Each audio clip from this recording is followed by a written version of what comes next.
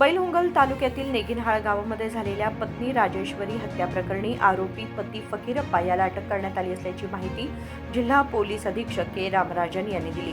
बेळगावमध्ये पत्रकारांशी बोलताना त्यांनी सांगितले की प्राथमिक तपासात फकीरप्पाने आपली पत्नी राजेश्वरीचा दोरीने गळा आवळून निर्गुणपणे खून केल्याचं उघड झालंय। खून केल्यानंतर हा प्रकार दडपून ठेवण्याच्या उद्देशाने राजेश्वरीचा मृत्यू हृदयविकाराच्या झटक्याने झाल्याचं भासवून कुटुंबीय व ग्रामस्थांची दिशाभूल करण्याचा त्याने प्रयत्न केला होता।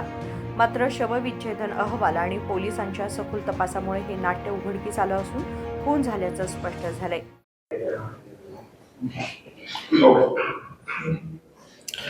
ಬೆಳಗಾವಿ ಜಿಲ್ಲೆ ಬೈಲಹೊಂಗಲ ಪೊಲೀಸ್ ಸ್ಟೇಷನ್ ವ್ಯಾಪ್ತಿಯಲ್ಲಿ ಬರುವ ನೇಗಿನಹಳ್ಳ ಗ್ರಾಮದಲ್ಲಿ 21ನೇ ತಾರೀಕು ಒಂದು ಕೊಲೆ ಪ್ರಕರಣ ದಾಖಲಾಗಿದೆ।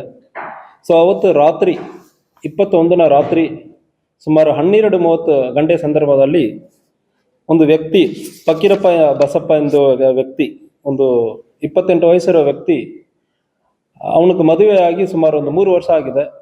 ಈ 3 ವರ್ಷದಲ್ಲಿ ಗಂಡ ಹೆಂಡತಿಗೆ ಅವಾಗ ಜಗಳ ಆಗ್ತಾ ಇತ್ತಂದ್ರೆ ಮನೆಯವರು ಹೇಳ್ತಾ ಇದ್ದಾರೆ।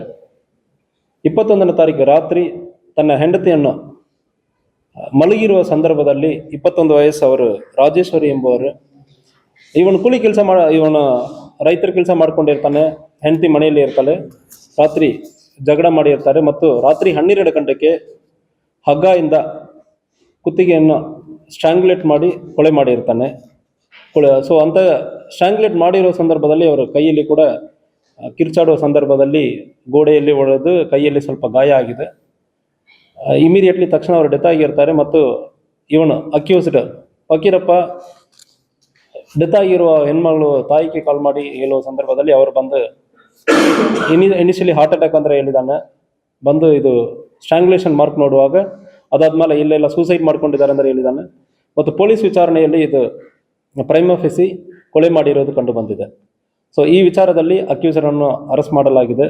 ಈ ವಿಚಾರದಲ್ಲಿ ಮುಖ್ಯ ಕಾರಣ ಏನಂದರೆ ಪ್ರೈಮಾ ಫೇಸಿ 3 ವರ್ಷದಿಂದ ಇವರಿಗೆ ಮಕ್ಕಳು ಆಗಿಲ್ಲ ಮತ್ತು ಅದ್ರ ಜೊತೆಗೆ ಅವಾಗ ಫಸ್ಟ್ ಒಂದು ತಿಂಗಳು ಮಾತ್ರ ಚೆನ್ನಾಗಿರೋದಾಗಿ ಅವರು ಈಗ ಜೀವ ಹಾನಿಯಾಗಿರೋರು ತಾಯಿ ಹೇಳ್ತಾ ಇದ್ದಾರೆ। ಅದಾದ್ಮೇಲೆ ಈ ಗಂಡ ಫಕೀರಪ್ಪ ಯಾವಾಗಲೂ ಕಿರಿಕಿರಿ ಮಾಡ್ತಾ ಇದ್ದಾನೆ।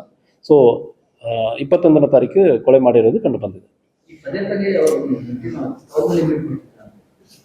ಸೊ ಅದೇ ಪದೇ ತವರು ಮನೆಗೆ ಬಿಟ್ಟು ಬಂದಿರೋದು ಮತ್ತು ಇತ್ತೀಚೆಗೆ ಕೂಡ ಅವನ ತಮ್ಮನ ಕೈಯಲ್ಲಿ ಒಂದು ಗಾಯ ಆಗಿರುತ್ತೆ, ಅದನ್ನು ನಾನು ನೋಡಿ ಬರ್ತೇನೆ ಅಂದರೆ ಹೇಳೋ ಸಂದರ್ಭದಲ್ಲಿ ಅದಕ್ಕೂ ಗಲಾಟೆ ಮಾಡಿದ್ದಾನೆ। ಈಗ ಇತ್ತೀಚೆಗೆ ಆಗಿರೋ ಗಲಾಟೆನಲ್ಲಿ ಮತ್ತು ಗಂಡ ಹೆಂಡತಿ ಸ್ವಲ್ಪ ಚೆನ್ನಾಗಿ ಇರಲ್ಲ ಅಂದರೆ ಗಲಾಟೆ ಆಗ್ತಾ ಇತ್ತಂದರೆ ಸುತ್ತಮುತ್ತದಲ್ಲಿ ಹೇಳ್ತಾ ಇದ್ದಾರೆ, ಬಟ್ ವಿಚಾರಣೆಯಲ್ಲಿ ನಮಗೆ ಗೊತ್ತಾಗುತ್ತದೆ। ಸೊ ಅದ್ರ ಬಗ್ಗೆ ವಿಚಾರಣೆ ಮಾಡಬೇಕು ಬೇರೆ। ಸೊ ಇವರು ಹೇಳ್ತಾ ಇರೋದು ಮಕ್ಕಳು ಆಗಿಲ್ಲ ಅಂದ್ರೆ ಒಂದು ಚುಡಾಯಿಸ್ತಾ ಇದ್ದಾನೆ ಅಂದ್ರೆ ಹೇಳ್ತಾ ಇದ್ದಾರೆ।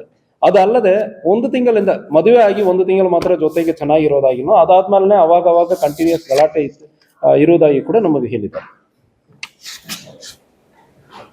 या प्रकरणासंदर्भात पुढील तपास सुरू असून सर्व अंगांनी सखोल चौकशी केली जात असल्याचंही त्यांनी स्पष्ट केलं। विनोद कोलकार, KMM मराठी, बेळगाव।